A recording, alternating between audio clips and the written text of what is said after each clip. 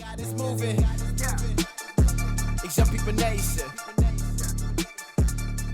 Welcome to Young People Nation. Listen to us weekly as we commit to bring transparency, healing, and truth to the everyday situations in life that might bring you down. Join us for your weekly dose of inspiration. Thank you for listening to Young People Nation. Make sure you subscribe so you never miss an episode.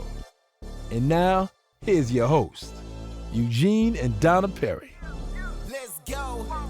Christ is the foundation. Know his word gon' lead us. Know I'm already going. Taking steps I believe in. Giving guidance to the youth. Giving guidance to the lost.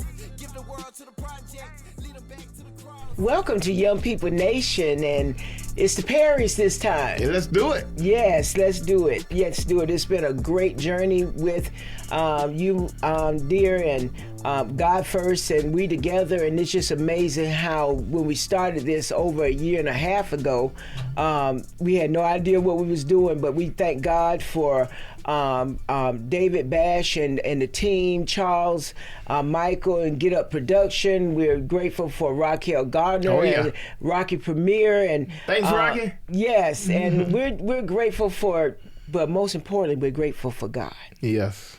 Yes, because He is the director, and so we are just following what He's telling us to do.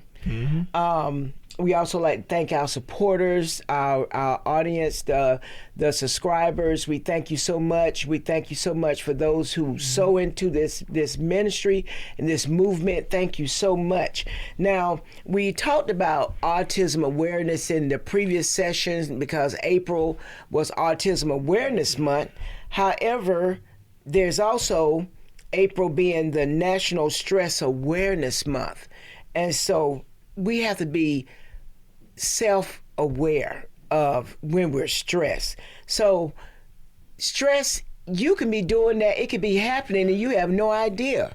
So me as a woman, when I think of stress, I have been in stressful and some I have to watch myself because it's easy to get in that your mind is rushing. You're like, okay, when I get home, I got to do this. And for me right now as a leader with SRP Federal Credit Union, you know, my mind sometimes is always traveling, and so that okay, I got to do this, do that. But I have to learn how to digress and relax my mind and turn all that off and keep our money safe. Well, I think I've proven that pretty much right here. But however, stress as a man, talk about that. Well, stress as a man is naturally won't provide for their family, and in many cases when you're on a job that isn't in your best interest for progression, and you endure the job at low pay and try to make ends meet to keep your families safe and well preserved, and the abuse that you can take at these jobs is amazing, because people would take a lot of things for granted, and also with that for granted part, they would abuse you. And through that stress and all, you know, you make waves or you speak out, you might not have a job in the morning. And that's from a man's point of view, because usually if they have problems, they'll take you out back and you'll talk about it in the alley, and then everybody good to Lord. go. Jesus. No, I mean, it happens all the time. You know, we even had incidents where a soldier were having a problem with a troop, and he said, "Sarge, let's go to the wood line." And they went to the wood line, and so old Sarge turned his back, and the private hit him in the head with a bill bottle. He said, Lord. And the private said, "Well, that's over." Yeah. Oh, okay. Well,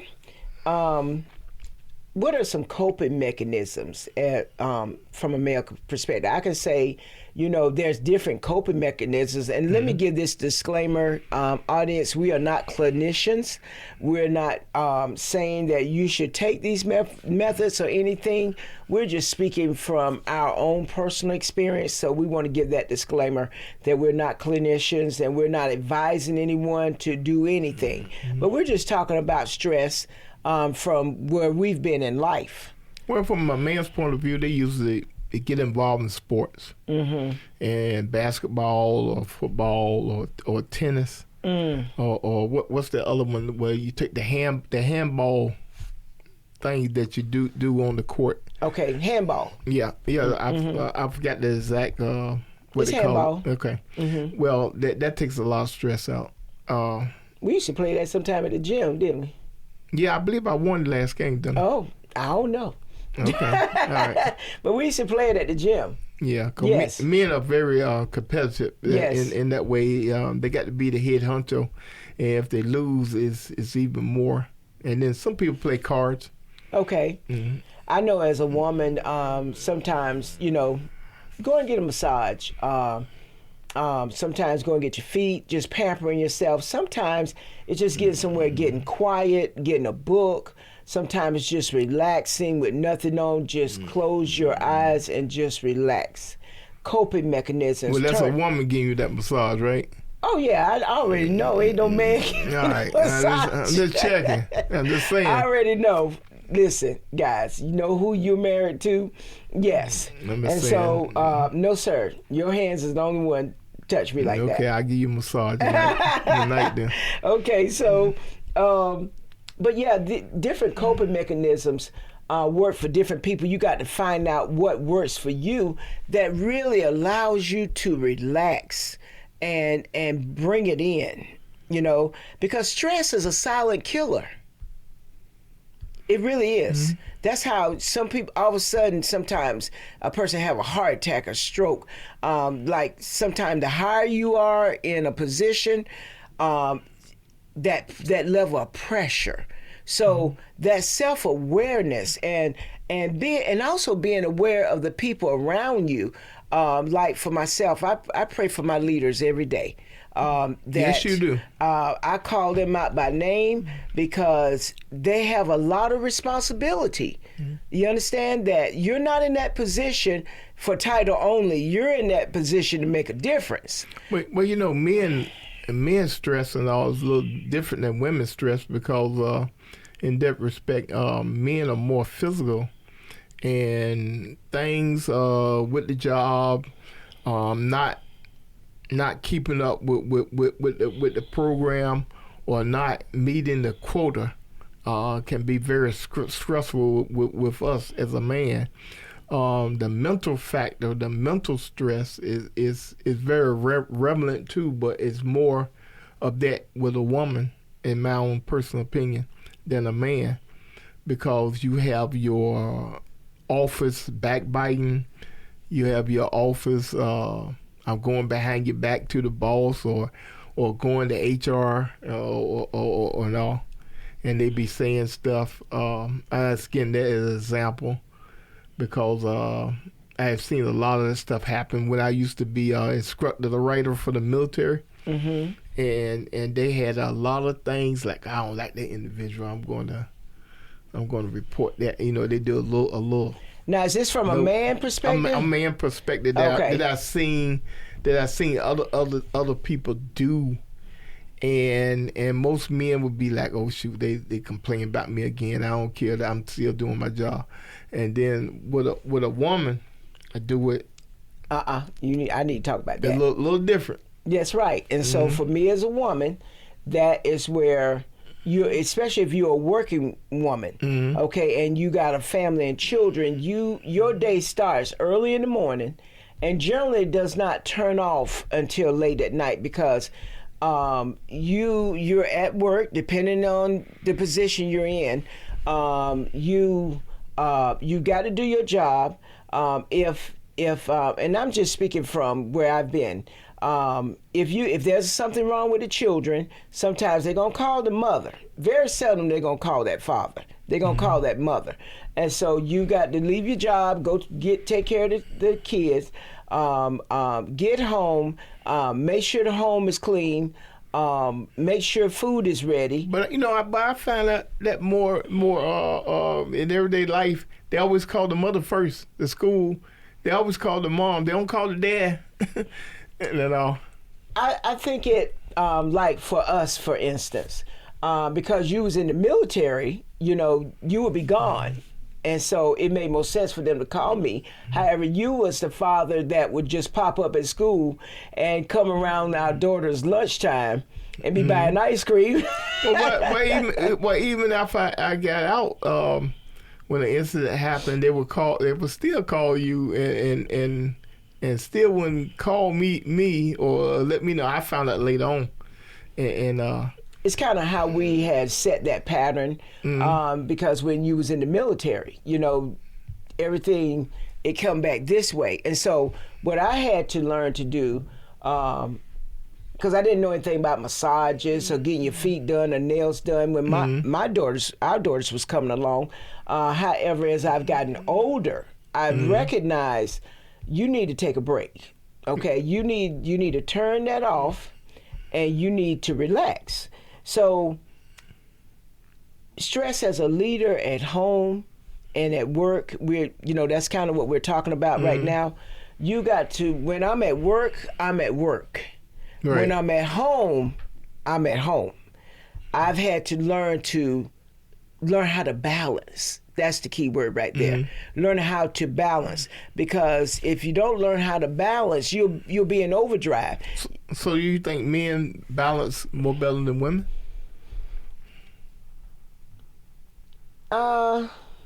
It depends. I would say, just looking at our life, we've always been the couple that, if I saw where you were, like, I recognized with you as a man that was in the military, when you was in the military, when you had an assignment, when you had a promotion, when there's something going on, you are focused. So for me, I would make sure that the home part was taken care of.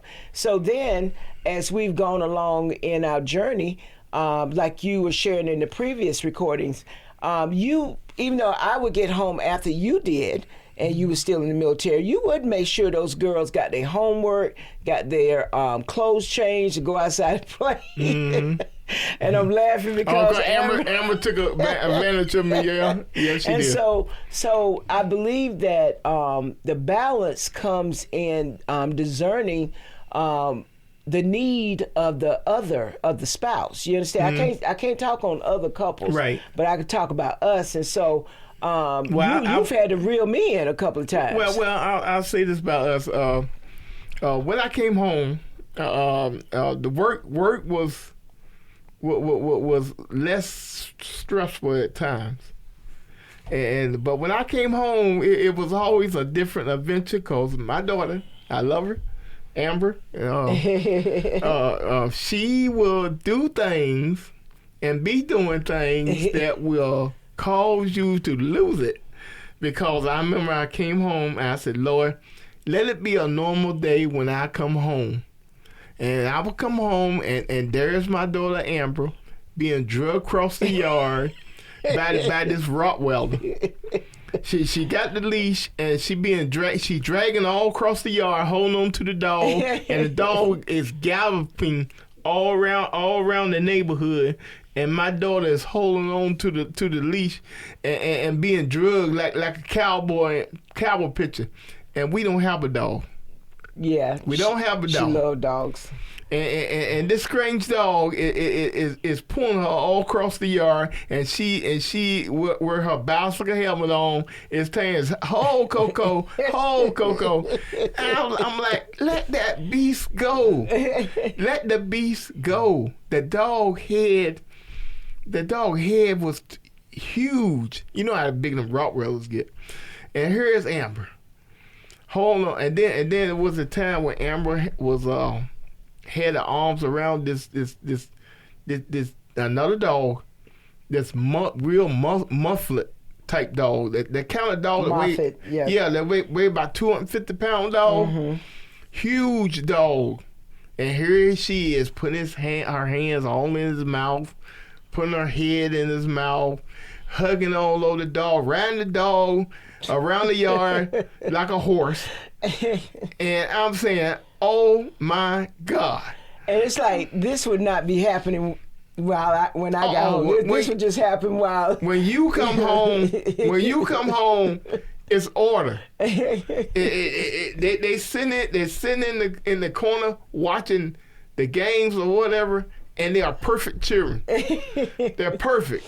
They do nothing out of the way. When I come home, she's doing everything. Riding dogs. He was a play parent. That's why. He was a play parent. In the tree, thinking that she dominant dogs, world class gymnast, turn somersaults out of the tree, and I'm saying, oh my God! And then you would probably say, here you as a grown man can't control a 4-year-old. A 4-year-old. I'm like, so let me ask you, how do you've been in the military, you retired, and how, as a man as a whole, how did you recognize you were stressing? What's some of the signs you saw where you were stressing? Well, first of all, I ain't had no fingernails. I bit them all off. For one thing, as you know, I bit all my fingernails off, and I lost some of my hair, and they were the first to go, and then after that, I kind of like start losing some weight. Did your head hurt? Did you have any symptoms like that? Everything hurt. Okay. It hurt from my toenail on up to the top of my head. My back hurt. My knees hurt. Everything was going haywire. My health was going down because of stress. Trying to make it at the job, make it to the next level, and then being the husband that I knew that my girls needed to do. So I grew up with your wife, not your girls. Yeah, my wife. As I grew up with mostly men and a mother. And God gave me the perfect opportunity. He gave me all girls. I got a house full of women. Yeah. And I knew nothing about it, about raising young women and having a wife. And those were my greatest victories, my greatest stress, and my greatest joy. All in one. Yes. You've done a great job. Thank you. Just like me, I didn't know nothing about being a wife. I watched my parents, but your story is not your parents' story. So I've always had to go get some wisdom. And what I loved about the community that helped me was they always pointed me to me, because I can only make a difference in my life. You can't change anyone else. I recognized that I was stressing, head hurting.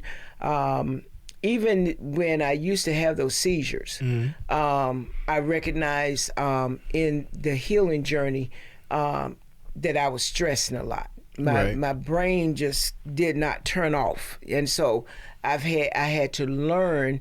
And thank God that I haven't had any episodes in about 15 years. Thank you, Jesus. Amen. But I had to learn to turn off. Okay, you're away from work. Even when we decided to start vacationing, me and you doing things alone, we had to put down. Okay, I'm a parent, but right now at this moment I'm present with you, and so we are working on us. But I also had to learn to work on me first, because a better me equals a better us. But that was a big demand there, because I was like in the mode, we all go together, the girls and all of us together and all, and I was quite comfortable with that. Yes. And you was like just me and you. And somewhere down the line, when stuff like that be going on, you kind of lose yourself. And then after the kids get older and all like that, you got to rediscover. Oh, you my wife. You no longer, you still the mother, But you out of mother mode and you back in girlfriend mode. Yes. And it's a big readjustment because I was still on where my girls at. Yeah. You know, and I had to come back and have a come to Jesus meeting and say, you wake up, you are empty nester now. And you can't be calling the girls and seeing what they doing and all like that. And all, yes, I was that parent sitting in the parking lot, seeing what my daughter was doing after she moved out. I'm guilty of that one, fellas. Stressing himself, not letting go.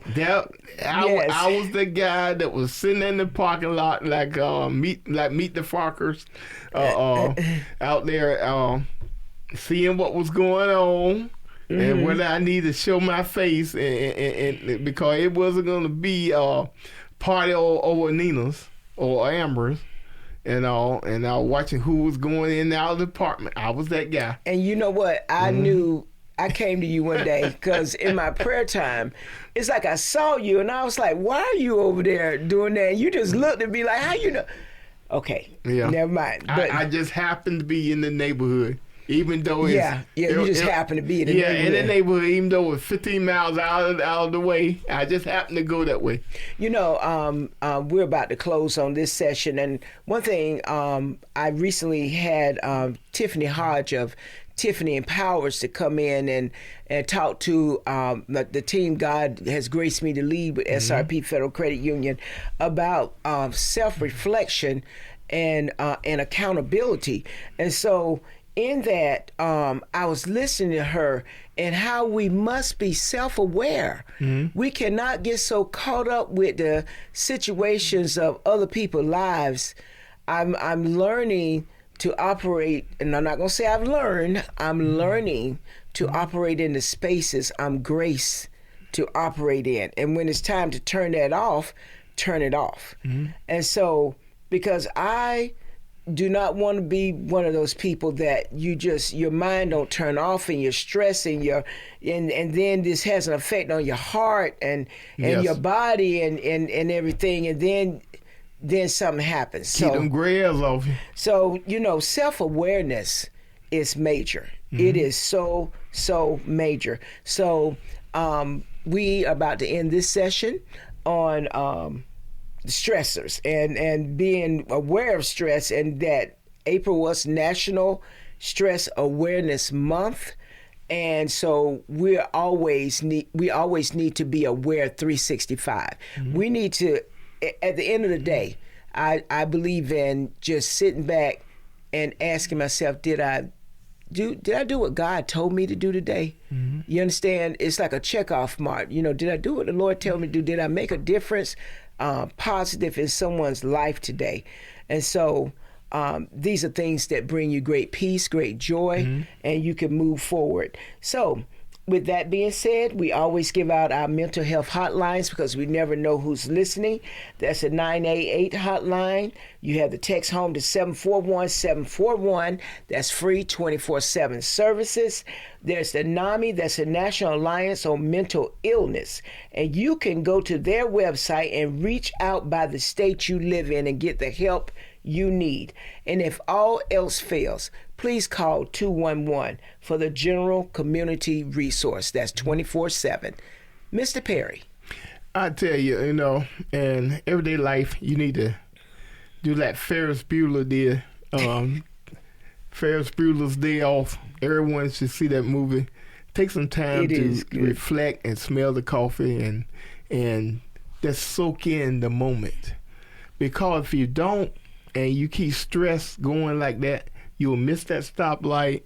You'll step off the side of the curb when the traffic coming, because stress can make you blind to reality that's going on. And keep people in love and forgive. Yes. For an unforgiving heart will be the thing that puts you in the grave. Jesus. This has been Young People Nation, and remember, there is always hope. Let's go. Christ is the foundation. Know his word gon' lead us. Know I'm already going. Taking steps steps I believe in. Giving guidance to the youth, giving guidance to the lost. Give the world to the project, lead them back to the cross. He the #1 prospect, he the top boss. I was broke, I was empty, he the one that paid the cost. Really thought that I was cool, there was nothing like the savior. Now it's time for the truth, the whole world been waiting. It's Young People Nation, it's Young People Nation, it's Young People Nation, it's Young People Nation, it's Young People Nation, it's Young People Nation, it's Young People Nation. The whole world been waiting. Whatever you going through, I know what he gonna do. Don't matter the circumstance, we going back to the root. Keep going, let that seed keep growing. You need peace and we know it. Now it's time to live holy. Young People Nation, you know what time it is. Young People Nation, get ready, the time is here. Get ready, we vibing here. We about to let God in here. Young People Nation, it's Young People Nation. Yeah, do it for the heavens, you know where we going. Influenced by his love, you know we gotta show it. It's time to put the youth onto what God is doing. Cause I can tell you now, right now, that God is moving. It's Young People Nation.